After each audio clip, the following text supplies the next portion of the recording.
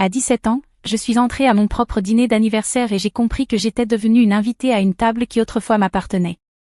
La salle à manger sentait encore mes bougies préférées au bois de cèdre et à l'ail rôti. Il y avait 12 sièges, 11 occupés. Un seul était vide, mais pas pour moi. Ce siège appartenait désormais à Chloé. Ma cousine. Plus jeune que moi. Plus récente. Meilleure que moi, selon ma mère. Je suis restée à l'entrée de la pièce, attendant que quelqu'un, n'importe qui, me souhaite un joyeux anniversaire. Personne n'a levé les yeux. Pas avant que Chloé ne me fasse signe, l'air confuse. Oh, tu es là. Ma mère a tourné la tête sans chaleur, sans culpabilité, juste avec calcul. Je ne pensais pas que tu viendrais, dit-elle d'un ton plat. Ce n'était pas vraiment prévu pour toi. Ma voix sortit plus assurée que je ne l'aurais cru. Pourquoi est-ce qu'elle est assise à ma place? Mon frère Marcus n'a même pas levé sa fourchette. Tu ne fais plus partie du conseil, Nora. Ça fait 1 an. Papa a modifié le testament. Tu aurais dû lire tes emails. Je sillais. Quel testament? Silence. Chloé attrapa le panier de pain sans croiser mon regard. Ma mère ne répondit pas. Elle se versa un verre de vin et dit simplement. Ne gâchons pas la soirée. Je suis partie, toujours au poignet le bracelet en or que papa m'avait offert à mes 13 ans gravé des mots Legacy First. Je n'ai pas pleuré. Ce soir-là, j'ai ouvert mon ordinateur portable et essayé de me connecter au portail du trust familial. Utilisateur invalide. Mon propre nom ne fonctionnait plus. Et à cet instant, j'ai compris, il ne m'ignorait pas. Il m'avait effacé. 9 ans plus tard, je n'avais aucune intention de rentrer chez moi. Ni pour les fêtes. Ni pour l'anniversaire de ma mère. Pour rien. Je pliais des serviettes au fond d'une salle de réception à Boston, en plein milieu d'un double service, quand mon téléphone a vibré. Objet, gala de la Fondation Bellamy confirmation finale. J'ai failli supprimer le mail. Mais quelque chose en moi, un réflexe, peut-être, l'a ouvert. L'expéditrice, daniel@bellamytrust.org. Je n'avais pas vu ce domaine depuis des années. Pas depuis que j'étais encore sur la liste. J'ai fait défiler. Une affiche brillante était en pièces jointes. 3 rangées de portraits. Tous souriants. Une mère de nom que j'avais autrefois appelée « famille ». Et là, au centre de la 2e rangée, il y avait Chloé. Dans la robe bleu marine que ma mère portait autrefois au gala. En l'honneur de Chloé Bellamy. Future directrice programme héritage jeunesse. En dessous, sa citation. Notre famille croit en la formation de leaders par l'unité et la tradition. Unité. Tradition. J'ai étouffé un rire. Mon nom n'y figurait pas. Évidemment. Ni comme invitée. Ni comme héritière. Mais dans le pied de page du mail, là où il listait les anciens contacts, il y avait quelque chose d'étrange. Nora B, liste de diffusion archivée. Quelqu'un avait coché la mauvaise case. Quelqu'un avait laissé une porte entrouverte. J'ai cliqué sur imprimer. Plier le flyer. Glisser dans mon sac comme une preuve. Et ce soir-là, j'ai rouvert un dossier que je n'avais pas touché depuis des années. Capture d'écran. Contrat. Clause. Non. Un dossier intitulé « Ce qu'ils ont oublié ». Dedans, j'ai trouvé mieux qu'une preuve. Une clause non signée du trust de ma grand-mère, avec mon nom encore intact. Ils m'avaient effacé de la fête. Mais ils avaient oublié de m'effacer du pouvoir.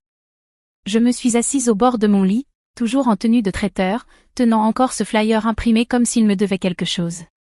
Ils ne me devaient rien. Eux non plus. Pendant des années, je m'étais dit que j'avais tourné la page. Qu'ils avaient fait leur choix, et que j'avais fait le mien. Survivre. Être libre. Me taire. Mais le flyer refusait de me lâcher. Le sourire de Chloé me transperçait à travers le papier, comme s'il savait. J'ai rouvert le dossier manille. Je le gardais sous mon matelas. Ma colocataire m'avait un jour demandé si c'était d'anciennes déclarations d'impôts. Pas tout à fait. À l'intérieur, des impressions numériques, des notes griffonnées, des captures de documents du trust avant qu'on ne bloque mon accès. Une photo de moi avec ma grand-mère, la dernière personne à avoir prononcé mon nom sans frémir. Et puis, une lettre. Adressée à mademoiselle Nora Bellamy, envoyée par le bureau juridique Bellamy. Datée d'il y a 8 ans. Jamais ouverte. J'ai déchiré l'enveloppe d'une main tremblante. À l'intérieur, un projet d'amendement du trust. Il y avait 2 versions, l'une avec mon nom rayé, l'autre sans. Tamponné, non finalisé. J'aurais dû refermer le dossier. J'aurais dû dormir. Mais mon téléphone a vibré. Numéro inconnu. Ils vont nommer Chloé comme héritière lors du gala. Ton nom est encore enfoui dans les documents. Tu mérites au moins une chance de parler avant qu'ils n'effacent ça aussi. JB. Je suis restée figée devant l'écran. JB. Je n'avais pas entendu ce nom depuis mes 17 ans. Jeffrey Barnes. L'ancien comptable de la famille. Viré la même année où j'ai disparu. Et juste comme ça, le silence s'est fissuré. Ils croyaient m'avoir enterré sous des paperasses. Ils avaient oublié que certains fantômes gardent les reçus. Je suis arrivée dans le Vermont au lever du jour. Un lever de soleil qui autrefois signifiait quelque chose, vacances au ski, carte de Noël, héritage. Aujourd'hui, juste une lumière froide à travers un pare-brise fissuré, et un autre Airbnb qui avait laissé la clé sous une pierre. Je n'ai prévenu personne de ma venue. Je n'en avais pas besoin. La terre se souvenait de moi, même si les gens faisaient semblant de m'oublier. Au lieu d'aller directement à l'hôtel où se tenait le gala, j'ai conduit jusqu'à un petit cottage au bord du lac Bellamy. Le cottage de ma grand-mère. Techniquement, il appartenait à la fondation à présent. Mais personne ne l'avait touché depuis ses funérailles. Il ne pouvait pas le vendre. Elle avait laissé une clause étrange dans son testament. Cette maison restera intacte à moins d'être ouverte par quelqu'un qui sait où le cadre photo est fondu. Je le savais. Il était dans le couloir, 2e à gauche, juste au-dessus du vieux miroir. Une photo de nous. J'avais 8 ans, lui tenant la main, portant ses perles. Le cadre était fendu à l'arrière. Et derrière, soigneusement scotché, une note pliée.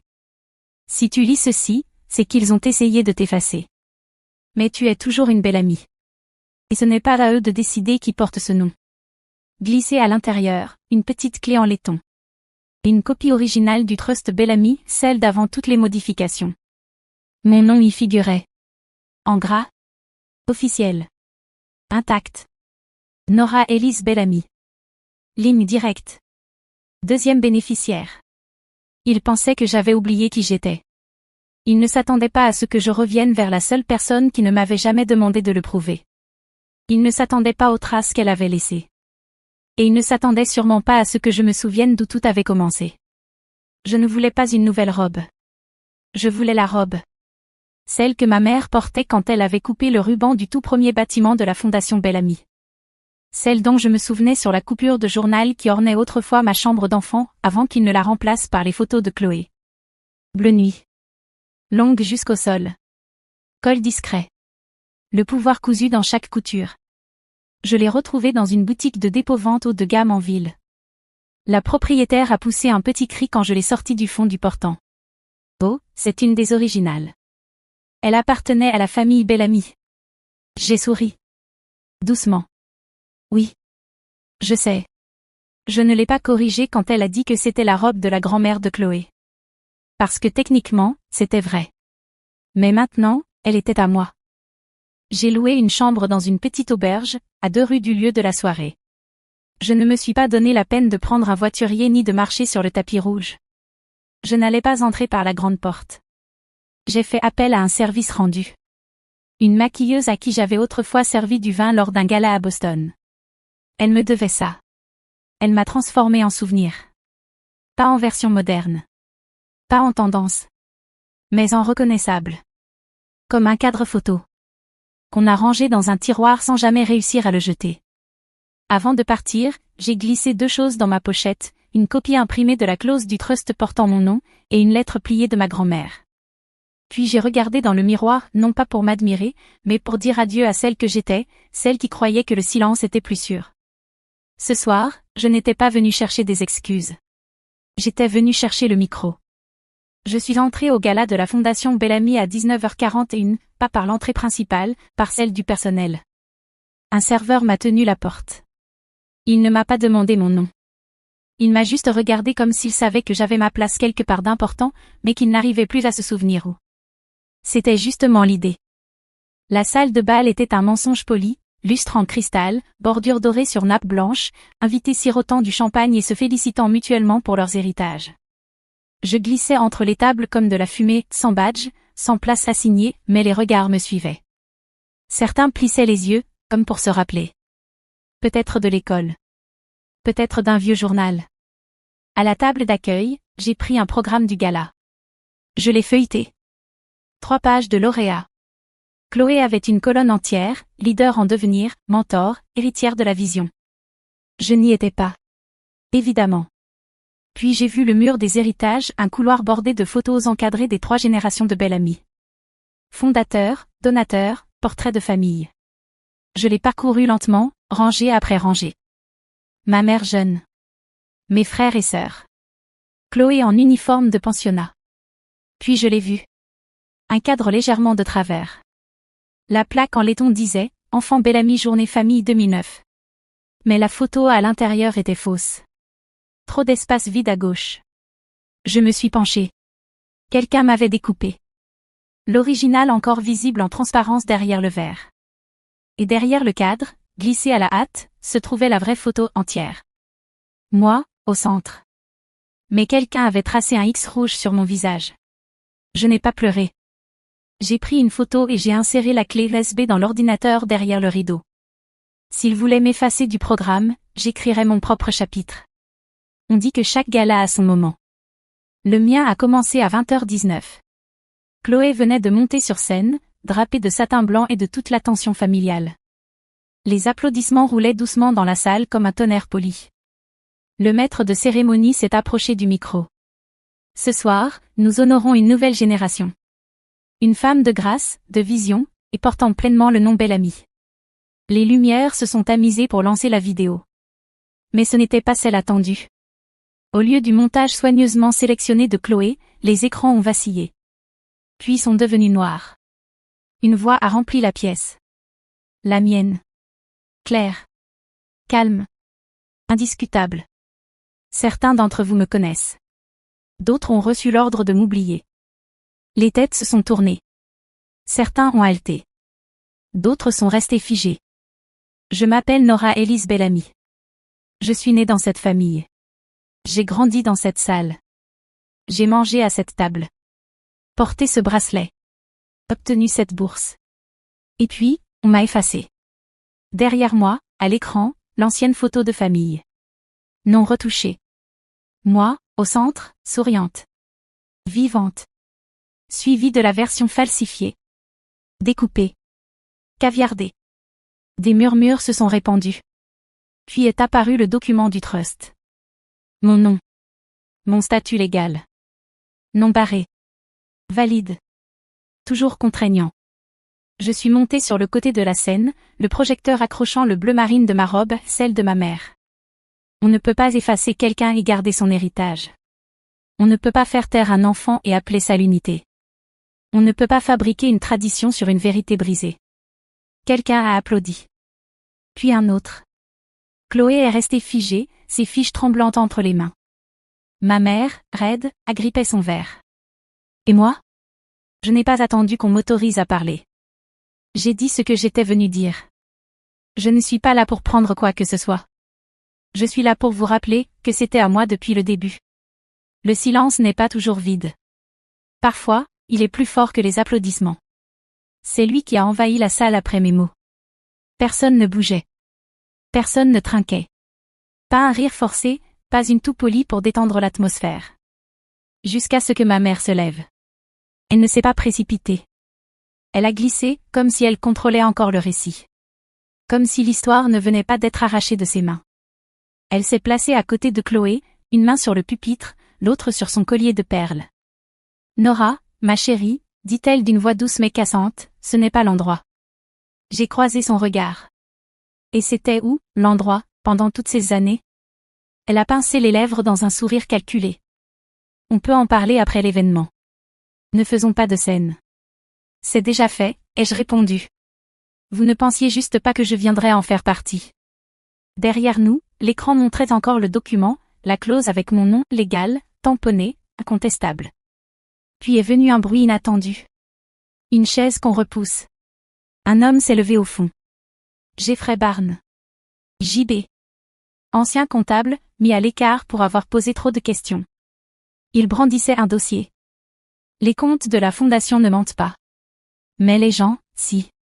Et moi, j'ai gardé des copies. Ma mère a blêmi. Chloé a lancé, c'est de la diffamation. Elle est juste là pour se faire remarquer. Je n'ai pas bronché. Je suis là pour la vérité. L'attention est venue avec. Une femme près du premier rang s'est levée. Puis un homme près des portes. Et puis, enfin, des applaudissements ont éclaté. Mais ce n'était pas pour Chloé cette fois. Ni pour l'héritage. C'était pour la justice. Et la justice ne s'accompagne pas d'accolades ni de poignées de main. Elle arrive avec des dossiers. Des noms. Du poids. Pas une excuse, un marteau. Le lendemain du gala, mon téléphone a sonné 4 fois avant même que je n'ai versé mon café. Numéro inconnu. Messagerie. Encore. À midi, j'avais 11 appels manqués. 9 de ma mère. Le premier message restait poli. Nora, c'est ta mère. Ne laissons pas la soirée d'hier dégénérer. Le suivant. Tu ne comprends pas la pression qu'on subissait. Ton père, il pensait que c'était mieux pour tout le monde. Le 6e craquait. Tu n'es pas la seule à avoir souffert, tu sais. Je n'ai pas répondu. Ma sœur Sarah m'a envoyé un message à la place. Pas de salutation. Pas d'explication. Juste une pièce jointe. Un PDF. Mise en demeure. Apparemment, récupérer son nom est désormais une atteinte à la réputation. Chloé, elle a évité le juridique. Elle a choisi Instagram. Une photo d'elle en costume blanc immaculé. Légende. L'héritage ne se vole pas. Il se mérite. Nous nous élevons. Nous ne mendions pas #BellamyFière. Des milliers de likes. Un commentaire stratégiquement épinglé. Drôle comme certaines personnes réapparaissent uniquement quand il y a de l'argent en jeu. Celui-là, signé de mon cousin Ethan. Mais rien de tout cela n'avait d'importance. Car 24 heures plus tard, un dossier anonyme est apparu via un lien Drive public. Gala Bellamy, interne. À l'intérieur, des échanges de mets. Des rapports de dépenses. Des virements de subventions. La signature de Chloé sur des factures liées à des consultants fictifs. Quelqu'un avait sorti les squelettes. Et ce n'était pas moi. Jeffrey Barnes. Ou quelqu'un comme lui. Avait allumé l'allumette.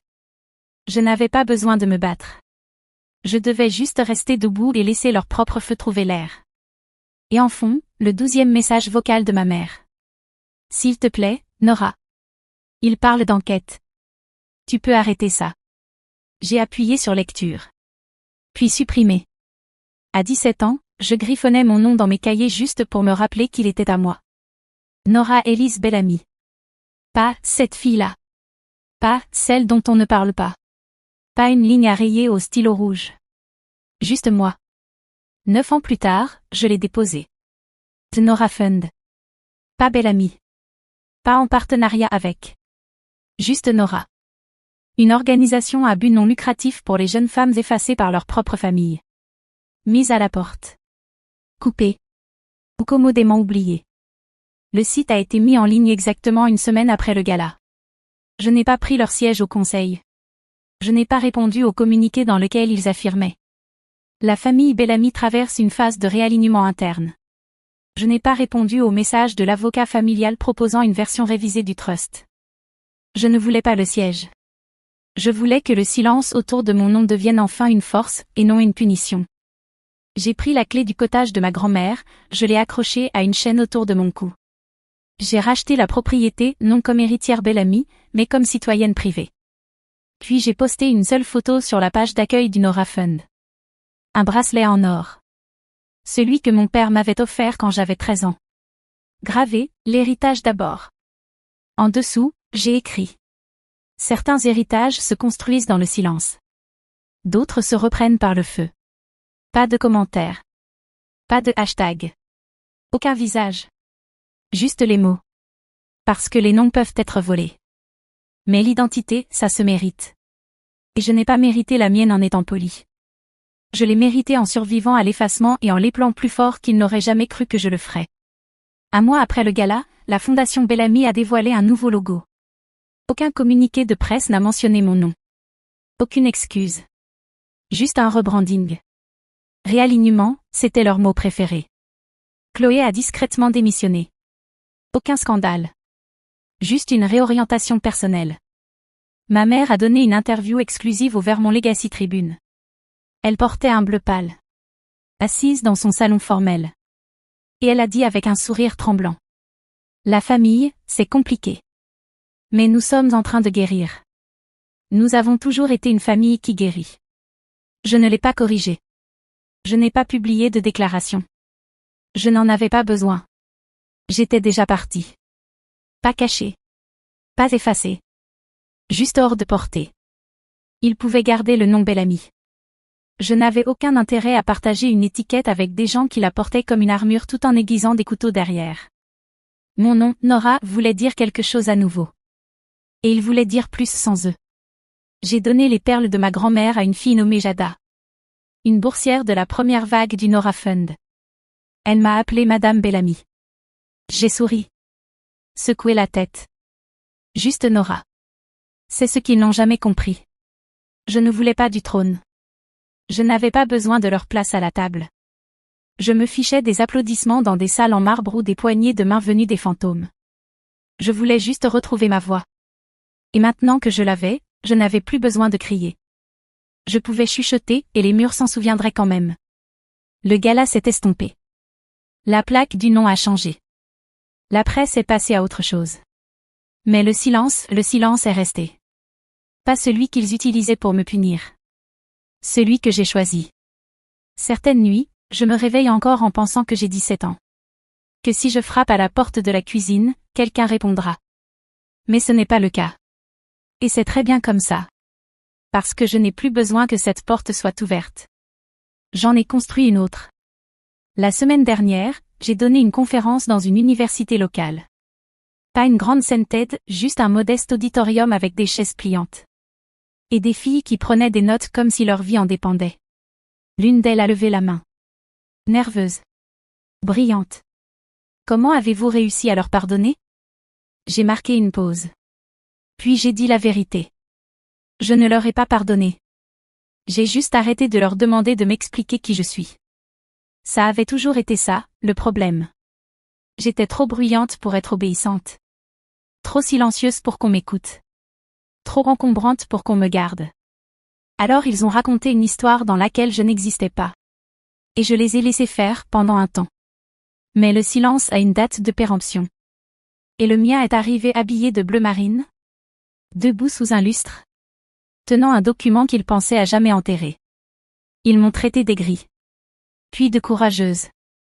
Mais jamais ils ne m'ont appelé par mon nom. Pas avant que je ne les force à le lire à haute voix. Alors le voilà. Je m'appelle Nora Elise Bellamy. Et ceci, c'était le dernier mot qu'ils n'auraient jamais cru m'entendre dire. Ils m'ont effacé. Alors je suis revenue avec le dernier mot.